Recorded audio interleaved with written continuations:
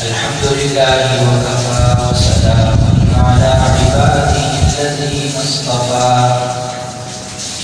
لا سيما على سيد الرسل وخاتم الأنبياء وعلى آله وصحبه ومن بهديه مهتدى.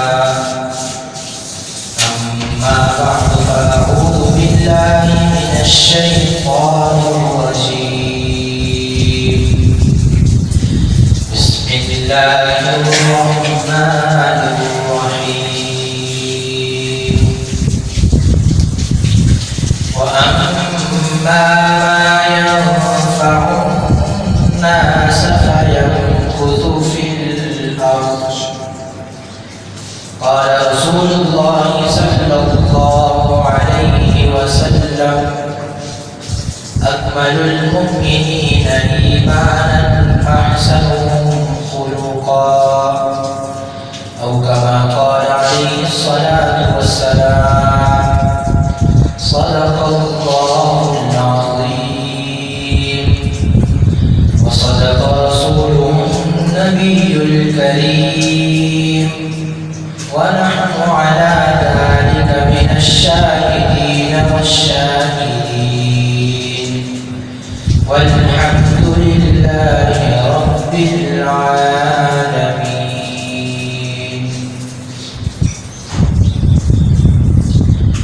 قابل تکریم بزرگوں، دوستوں اور بھائیوں،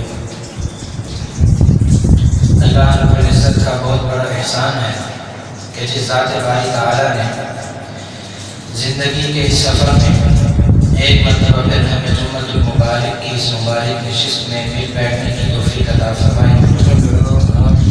اللہ سے دعا ہے کہ آپ کا بیٹھنا اور ہمارا بیٹھنا، ہمارا کہنا اور آپ کا سننا اپنی بارگاہ میں قبول فرمائے۔ ایک عام دستور ہے کہ درخت اپنے پھل سے پہچانا جاتا ہے۔ جس درخت کا پھل خوبصورت ہوگا، میٹھا ہوگا، ذائقے میں لذیذ ہوگا، لوگ اس درخت سے پیار کرتے ہیں، اس درخت کی کیئر کرتے ہیں، اس درخت تک پانی پہنچاتے ہیں اور اس درخت کو کیڑے مکوڑوں سے بھی بچاتے ہیں۔ غرض یہ کہ ہر طرح سے اس درخت کو فائدہ پہنچاتے ہیں، اس وجہ سے کہ وہ درخت انسان کو فائدہ پہنچاتا ہے۔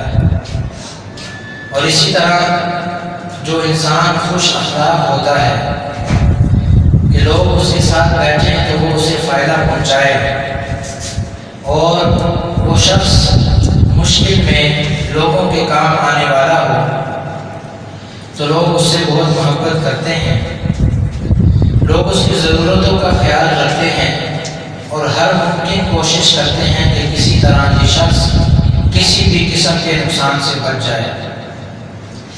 اللہ تعالیٰ نے قرآن میں فرمایا ہے: وَأَمَّا مَا يَنْفَعُ النَّاسَ فَيَمْكُثُ فِي الْأَرْضِ. اور جو شخص لوگوں کو نفع پہنچاتا ہے، فَيَمْكُثُ فِي الْأَرْضِ، اللہ اس کے قدم زمین میں جما دیتے ہیں۔ اس کا مطلب یہ ہے کہ اللہ رب العزت اس کی قدر و منزلت لوگوں کے دلوں میں ڈال دیتے ہیں اور اس کی دھاک لوگوں کے دلوں میں بٹھا دیتے ہیں۔ دین اسلام چونکہ دین فطرت ہے اور اس دین اسلام میں ان امور کو بہت زیادہ فوکس کیا گیا ہے کہ جس کے ذریعے حضرت انسان فطرتاً خوش ہو جاتے ہیں۔ حضرت انسان کی فطرت کو دین اسلام کے اندر بہت زیادہ محفوظ خاطر رکھا گیا ہے۔ حضرت انسان کی خوش ہونے کا سبب، ایک بہت بڑا سبب خوش اخلاقی ہے۔ جب انسان ایک دوسرے انسان سے ملتا ہے اور اس نے اخلاق کی وجہ سے وہ دوسرے انسان کا دل جیت لیتا ہے۔ چنانچہ نبی کریم صلی اللہ علیہ وسلم کا فرمان ہے کہ ایمان لانے کے بعد سب سے بہترین عمل حسن اخلاق ہے۔ اللہ کے رسول صلی اللہ علیہ وسلم نے فرمایا: اکمل المؤمنین ایمانا احسنهم خلقا. تمام مومنین میں سے کامل ایمان والا وہ ہے جو ان سب میں سب سے زیادہ خوش اخلاق ہے۔ وہ اللہ رب العزت کے یہاں بندے کا معیار حسن اخلاق ہے۔ اس پیمانے کے ذریعے انسان خود کو پہچان سکتا ہے کہ وہ کتنے پانی میں ہے۔ اچھے اخلاق والے کو لوگ بھی پسند کرتے ہیں اور باری تعالیٰ بھی اسے اپنا محبوب کرتے ہیں۔ لہٰذا جس انسان کو حسن اخلاق کی دولت نصیب ہو جاتی ہے گویا کہ اسے ایک بہت بڑی نعمت حاصل ہو جاتی ہے۔ اخلاق کو انسان کی سیرت کہا جاتا ہے۔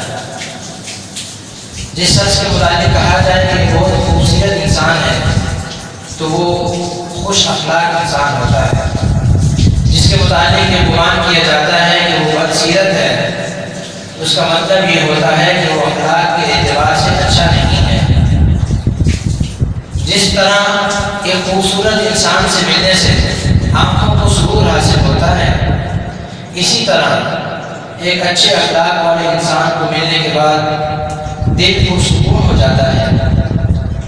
اس لیے نبی اکرم صلی اللہ علیہ وسلم دعا مانگا کرتے تھے، اللہم حسن خلقی فحسن خلقی، اے پروردگار جیسے تم نے مجھے خوبصورت بنایا ہے اسی طرح میرے اخلاق کو بھی خوبصورت بنا دے۔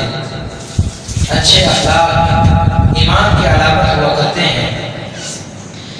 کسی بھی مومن کے ایمان کی علامت اس کے اچھے اخلاق ہوتے ہیں۔ مضبوط ایمان کا اثر براہ راست اچھے اخلاق پر پڑتا ہے، کیونکہ خوف خدا انسان کو اچھے اخلاق پر مجبور کر دیتے ہیں۔ خوف خدا مجبور کرتا ہے انسان کو کہ وہ دوسرے انسانوں کے ساتھ حسن سلوک سے پیش آئے۔ خوف خدا مجبور کرتا ہے حضرت انسان کو کہ وہ دوسروں کے ساتھ برے اخلاق سے پیش نہ آئے۔ خوف خدا مجبور کرتا ہے انسان کو کہ وہ لوگوں کے ساتھ جھوٹ نہ بولے، لوگوں کے ساتھ فراڈ نہ کرے، دھوکہ دہی سے کام نہ لے، تان و تشنیع نہ کرے۔ یہ خوف خدا اس بات پر انسان کو مجبور کر دیتا ہے۔ اسی لیے نبی اکرم صلی اللہ علیہ وسلم نے فرمایا، اکمل المؤمنین ایمانا احسنهم خلقا۔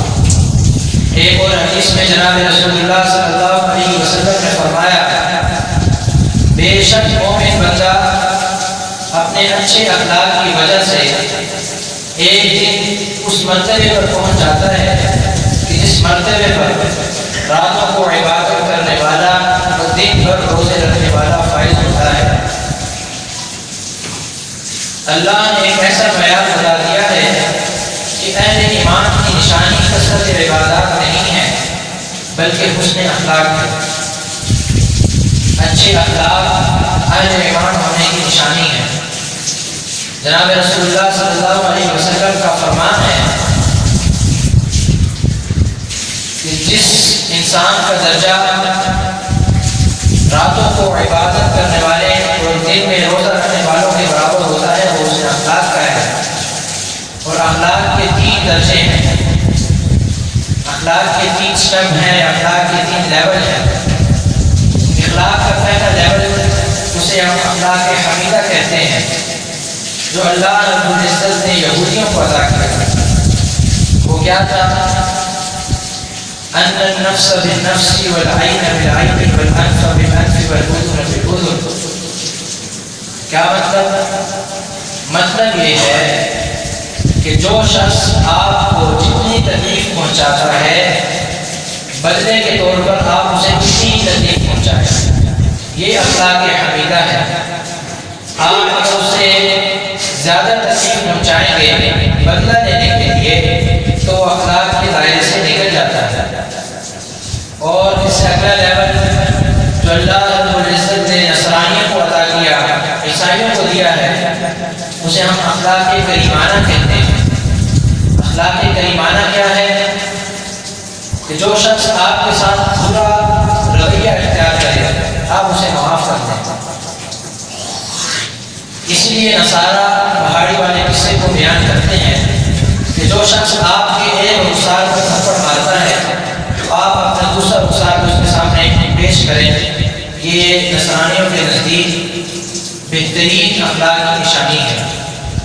اور اخلاق کا سب سے بلند مرتبہ جو اللہ رب العزت نے حضرت اس انسان کو دیا ہے اور بالخصوص امت مسلمہ کو عطا کیا ہے، ہم اسے اخلاق عظیمہ کے نام سے جانتے ہیں۔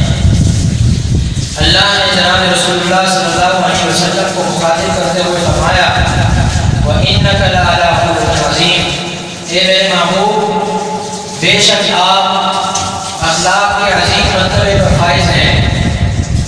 اور پھر فرمایا اگر کوئی آپ کے ساتھ برا رویہ اختیار کرتا ہے، آپ کے ساتھ بد اخلاقی کے ساتھ پیش آتا ہے، فَاعْفُ عَنْهُمْ، تو بس آپ اسے معاف کر دیجئے، وَاسْتَغْفِرْ لَهُمْ، اور آپ اس کے لیے اپنے اللہ سے مغفرت طلب کیجئے، وَشَاوِرْهُمْ فِي الْأَمْرِ، اور اس انسان سے جو آپ کے ساتھ بد اخلاقی سے پیش آتا ہے آپ اسے اپنے مشوروں میں شریک کیجیے۔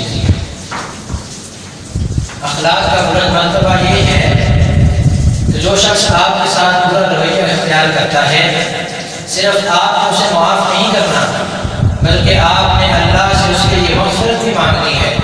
صرف آپ نے اپنے پرانے تعلقات کو بحال نہیں کرنا بلکہ آپ نے اسے اپنے مشوروں میں شریک کرنا ہے، آپ نے اسے اپنا رازدان بنانا ہے۔ اسی لیے اللہ رب العزت نے قرآن پاک میں اہل ایمان کی نشانیوں کو یوں بیان کیا ہے وَالْكَاظِمِينَ الْغَيْظَ وَالْعَافِينَ عَنِ النَّاسِ وَاللَّهُ يُحِبُّ الْمُحْسِنِينَ، کہ اہل ایمان وہ ہیں جو غصے کو پی جانے والے ہیں اور لوگوں کو معاف کرنے والے ہیں۔ وَاللَّهُ يُحِبُّ الْمُحْسِنِينَ، اللہ ایسے نیکوکاروں کو معاف کرنے والا ہے۔ اللہ تعالیٰ نے قرآن میں فرمایا ہے وَلَا تَسْتَوِي الْحَسَنَةُ وَلَا السَّيِّئَةُ، نیکی اور برائی، اچھائی اور برائی برابر نہیں ہو سکتی۔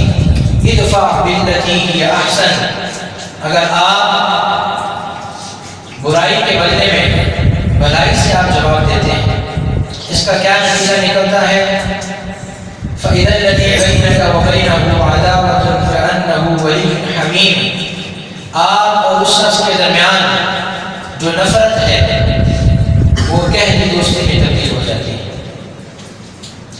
دلوں کی رنجشیں، دلوں کی نفرتیں محبت الفت میں تبدیل ہو جاتی ہیں۔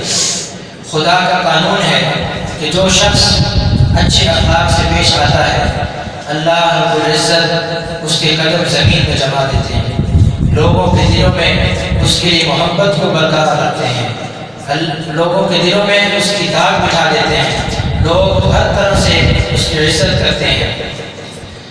ہمیں چاہیے کہ ہم اللہ کے بندوں سے اللہ کی رضا کے لیے محبت کریں۔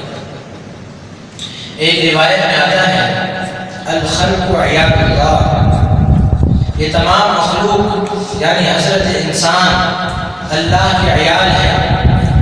یاد رکھنا چاہیے کہ جو شخص اللہ کے عیال سے محبت کرتا ہے، اللہ کے عیال سے خوش اخلاقی کے ساتھ پیش آتا ہے، ان کے ساتھ اچھائی کا معاملہ کرتا ہے، تو اللہ رب العزت بھی اس انسان کے ساتھ محبت کرتے ہیں۔ اسی لیے اللہ رب العزت نے فرمایا، جناب رسول اللہ صلی اللہ علیہ وسلم کا فرمان ہے ارحموا من فی الارض یرحمکم من فی السماء، کہ جو شخص زمین پر رہنے والوں کے ساتھ رحم کا معاملہ کرتا ہے اللہ رب العزت اس کے ساتھ رحم کا معاملہ کرتے ہیں۔ ایک اور روایت میں آتا ہے من احب للہ وابغض للہ ومن اعطى للہ ومنع للہ فقد استکمل الایمان۔ من احب للہ، جو شخص اللہ کی رضا کو حاصل کرنے کے لیے کسی شخص سے محبت کرتا ہے، وابغض للہ، اور جو شخص اللہ کے غصے سے بچنے کے لیے کسی برے انسان سے نفرت کرتا ہے، وَأَعْطَى لِلَّهِ، اور جو شخص اللہ کے قرب کو حاصل کرنے کے لیے اپنے مال میں سے کچھ دیتا ہے، وَمَنَعَ لِلَّهِ، اور جو شخص اللہ کے عتاب سے بچنے کے لیے کسی کو اپنے مال میں سے دینے سے رک جاتا ہے، فَقَدْ اسْتَكْمَلَ الْإِيمَانَ، بس تحقیق اس نے اپنا ایمان مکمل کر دیا۔ ایمان والوں سے محبت اس لیے بھی ضروری ہے کہ قرآن پاک میں اللہ رب العزت نے فرمایا ہے انما المؤمنون اخوہ کہ تمام مومنین آپس میں بھائی بھائی ہیں۔ جناب رسول اللہ صلی اللہ علیہ وسلم کی ایک حدیث ہے المؤمن اخو المؤمن کہ ایک مومن اپنے دوسرے مومن کا بھائی ہے، اور ایک بھائی ہی ہمیشہ دنیا ہو یا آخرت دوسرے بھائی کے کام آتا ہے۔ دنیا کی مثال ہم قرآن سے لیتے ہیں کہ جب حضرت موسیٰ علیہ السلام کو اللہ رب العزت نے خلعت نبوت سے سرفراز فرمایا، پھر فرمایا اے میرے پیارے موسیٰ اذهب الى فرعون کہ تو فرعون کی طرف چلا جا، انہ طغی بے شک وہ آج کل نافرمانی کرتا پھر رہا ہے، وہ باغی ہو چکا ہے۔ جب حضرت موسیٰ علیہ السلام نے فرعون کی طرف جانے کا قصد کیا تو فرعون ایک وسیع و عریض لاؤ لشکر کے ساتھ ایک منظم بادشاہ تھا، اس کی اپنی گورنمنٹ تھی، اس کی اپنی عدالتیں تھیں، اپنی ڈیموکریسی تھی، وہ ایک وسیع اور عزیز اسٹیٹ کا مالک تھا، اور ایک سسٹم کے ساتھ ٹکرانا آسان نہیں ہوا کرتا۔ تو حضرت موسیٰ علیہ السلام نے محسوس کیا کہ میں اکیلا ہوں، مجھے اپنے ساتھ ایک مددگار کی ضرورت ہے۔ پھر حضرت موسیٰ علیہ السلام نے جب نظر دوڑائی تو ان کی نظر اپنے بھائی حضرت ہارون علیہ السلام پر ٹھہری۔ قرآن اس قصے کو یوں بیان کرتا ہے کہ رب اشرح لی صدری ویسر لی امری واحلل عقدۃ من لسانی یفقهوا قولی واجعل لی وزیرا من اہلی ہارون اخی۔ رب اشرح لی صدری، اے میرے پیارے رب میرے سینے کو میرے لیے کھول دے، ویسر لی امری اور میرے کاموں کو میرے لیے آسان کر دے، واحلل عقدۃ من لسانی اور میری زبان کی لکنت کو مجھ سے دور کر دے، ویفقهوا قولی تاکہ لوگ میری بات کو سمجھ سکیں، واجعل لی وزیرا من اہلی اور میرے اہل و عیال میں سے ایک وزیر میرے لیے مقرر فرما، ایک مشیر میرے لیے مقرر فرما، ایک مددگار یا رب میرے اہل و عیال میں سے مجھے عطا فرما، ہارون اخی اور وہ میرا بھائی ہارون ہے۔ یعنی دنیا میں جب انسان پر بوجھ آتا ہے، جب انسان تکلیف سے دوچار ہوتا ہے، مشکلات و مسائل اس کو گھیر دیتے ہیں، تو اس وقت بھی اسے اپنا بھائی یاد آتا ہے۔ اور اسی طرح آخرت میں بھی جب نفسا نفسی کا عالم ہوگا، اس وقت بھی ایک بھائی ہی دوسرے بھائی کے کام آئے گا۔ قرآن میں آتا ہے یوم یفر المرء من اخیہ کہ وہ اس دن اپنے بھائی کی طرف رجوع کرے گا۔ گویا دنیا اور آخرت میں ایک بھائی ہی ایسا رشتہ ہے کہ جو انسان کے کام آ سکتا ہے۔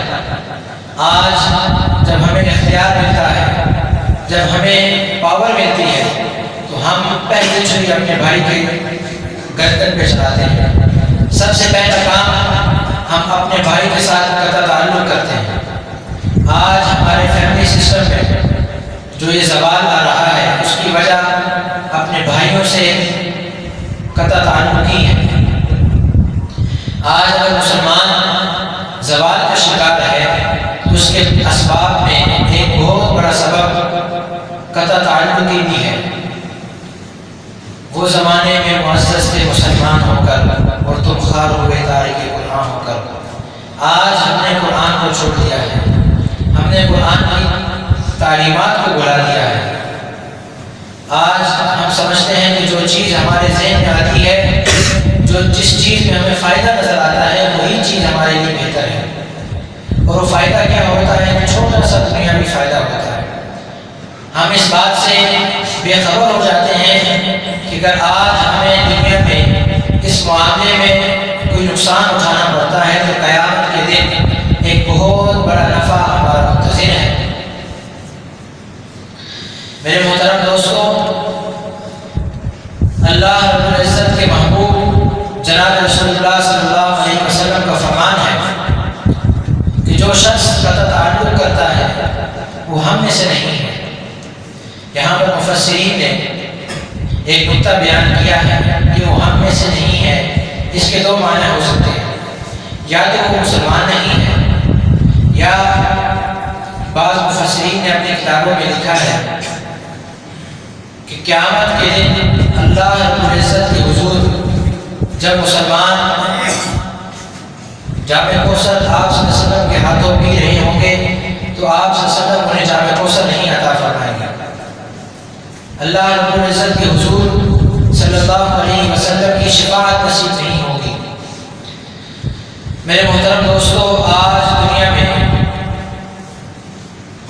جہاں ہر طرف زوال آ رہا ہے، اس کا آپ صلی اللہ علیہ وسلم نے ایک فارمولہ ہمیں دیا ہے کہ اس کے ذریعے ہم دنیا میں امن و سکون قائم کر سکتے ہیں، محبت و عاشقی کا پیغام ہم دنیا کو دے سکتے ہیں، اور ایک پرسکون دنیا، ایک پرسکون زندگی ہم دنیا میں گزار سکتے ہیں۔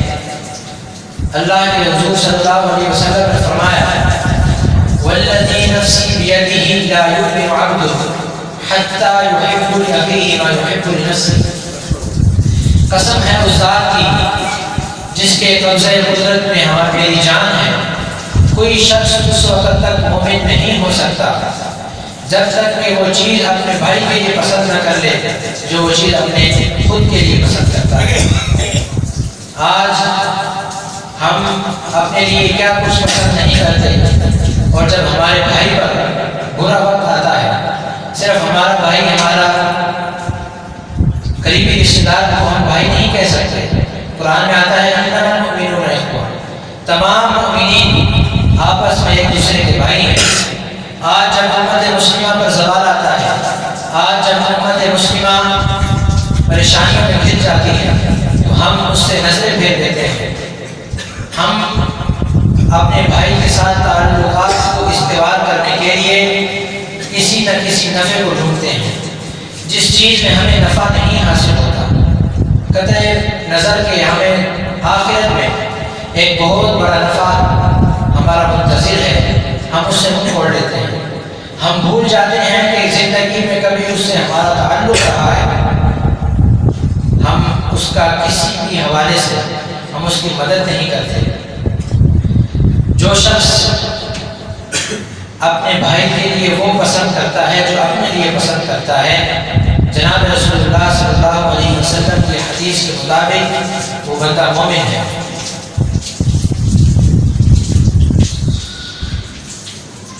من احب للہ وابغض للہ ومنع للہ فقد استکمل الایمان۔ من احب للہ کا مطلب یہ ہے کہ جو اللہ کی رضا کے لیے کسی سے محبت کرتا ہے، اس سے مراد یہ ہے کہ جس طرح وہ لوگ جو اللہ کے محبوب ہیں، یہ مدرسوں میں پڑھنے والے طالب علم اور وہ لوگ جو دنیا میں دین کو پھیلا رہے ہیں، ان تمام سے محبت کرنا صرف اللہ کی رضا کے حصول کے لیے، اور ان تمام لوگوں سے نفرت کرنا وابغض للہ، اللہ کی رضا کے لیے، اللہ کی نفرت سے بچنے کے لیے، ان لوگوں سے نفرت کرنا جن سے اللہ کی ذات نفرت کرتی ہے۔ کیا مطلب؟ جس طرح یہ کفار ہیں، اللہ رب العزت ان سے نفرت کرتے ہیں، اور یہ قادیانی ہو گئے اور یہ دوسرے فرقوں والے لوگ ہو گئے جن سے اللہ کی ذات نفرت کرتی ہے، اس وجہ سے کہ وہ اللہ کی حکموں کو نہیں مانتے، تو ان سے نفرت کرنا اللہ کی رضا کے لیے، وَأَعْطَى لِلَّهِ، اور اللہ کی رضا کے حصول کے لیے اپنے مال میں سے خرچ کرنا، غریبوں کو، یتیموں کو، مسکینوں کو کچھ مال دینا، اس لیے کہ تاکہ وہ کل کو اپنے پیر پہ کھڑا ہو سکیں، آج ان کی ضرورت پوری ہو سکے۔ وہ منع للہ، اور جو شخص اپنے مال کو اللہ بندے کو اللہ سے دور کرنے کے لیے خرچ کرتے ہیں، جس طرح یہ قادیانی ہے، یہ اپنے کمائی کا 10واں حصہ جماعت احمدیہ کو دیتے ہیں، اور وہ جماعت احمدیہ اس مال کے ذریعے لوگوں کو جناب رسول اللہ صلی اللہ علیہ وسلم کی ختم نبوت کا منکر بناتی ہے، اور مرزا غلام احمد قادیانی کی نبوت پر وہ اس مال کے ذریعے قائم کرتے ہیں۔ آج بہت سے ہمارے نوجوان باہر ملک جانے کے چکر میں ان کے کے جھانسوں میں آ جاتے ہیں، اور یہ قادیانی لوگ ان پر پیسہ خرچ کرتے ہیں اور انہیں باہر ملک بھجواتے ہیں ایک فارم پر دستخط کروانے کے بعد۔ وہ فارم میں کیا لکھا ہوتا ہے کہ میں مرزا غلام احمد قادیانی کو اللہ کا برحق نبی مانتا ہوں، نعوذ باللہ من ذالک۔ پیسوں کی خاطر، چند دنیاوی فائدوں کی خاطر وہ انسان، ہمارے نوجوان اس پر دستخط کر دیتے ہیں اور اپنے ایمان کا سودا چند ٹکوں کی خاطر کر دیتے ہیں۔ ان لوگوں کو پیسے دینے سے رک جانا کیا مطلب؟ ان کفار کی جو مصنوعات ہیں ان کا استعمال کو روک دینا، صرف اللہ کی رضا کی خاطر۔ فقط استکمل ایمان، بس تحقیق اس میں اپنے ایمان کو مکمل کر لیا۔ یہاں جناب رسول اللہ صلی اللہ علیہ وسلم کے قول کا مطلب یہ ہے، فقط استکمل ایمان کا مطلب یہ ہے کہ اگر آپ اپنے ایمان کو مکمل کرنا چاہتے ہیں تو یہ چار اللہ رب العزت نے معیار بتائے ہوئے ہیں، من احب للہ وبغض للہ ومنع للہ واعطى للہ۔ جب ہم ان معیار پر پورا اترتے ہیں تو اللہ رب العزت ہمارے ایمان کو مکمل فرما دیتے ہیں۔ ایک اور حدیث میں جناب رسول اللہ صلی اللہ علیہ وسلم نے فرمایا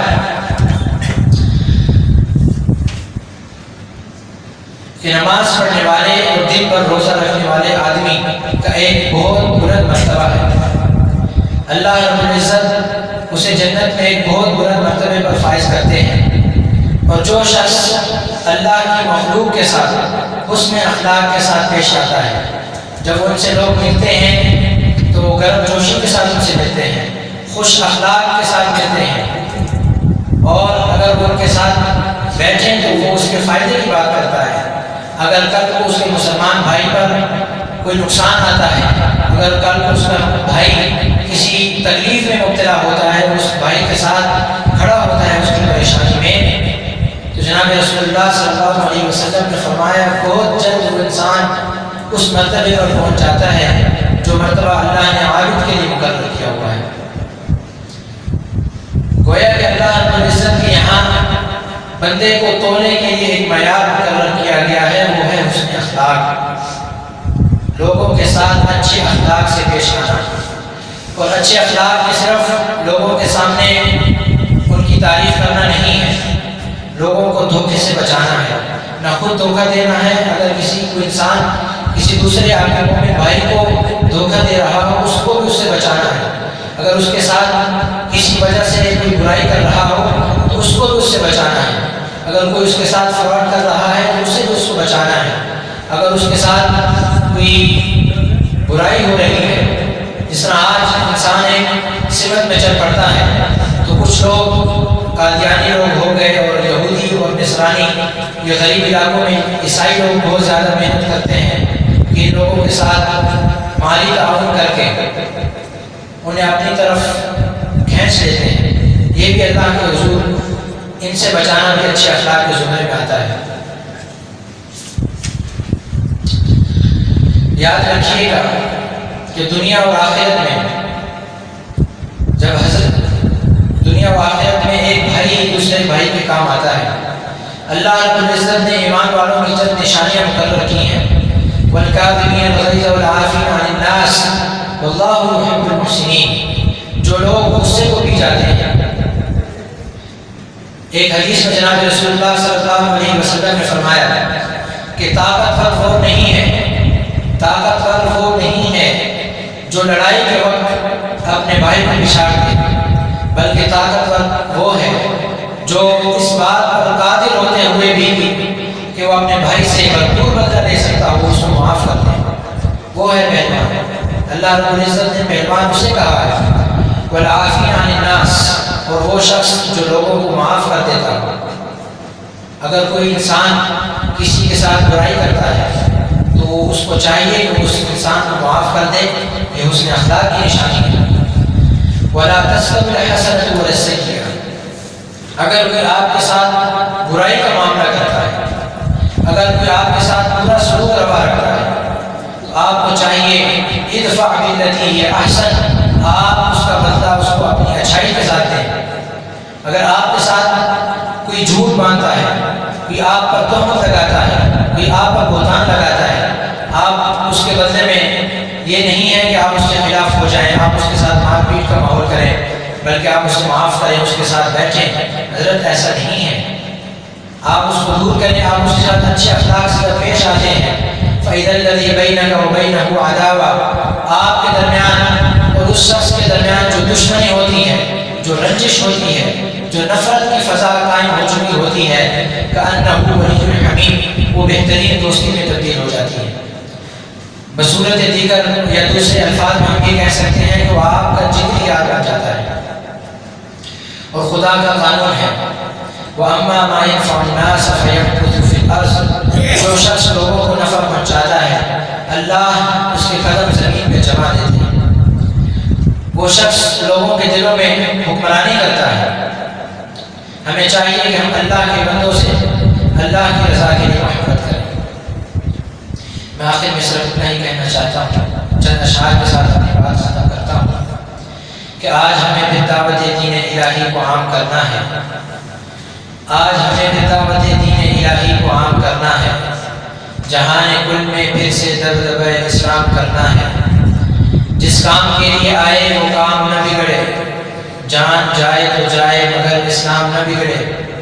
یا الہی آج تو صدیق سا ایمان پیدا کر، عمر فاروق سا کوئی جلدی انسان پیدا کر، جہاں کو حیا ہو وہ عثمان پیدا کر، علی المرتضیٰ شیر خدا کی آن پیدا کر، تڑپنے بھڑکنے کی توفیق دے، دل مرتضیٰ سوز صدیق دے۔ آمین۔ وآخر دعوانا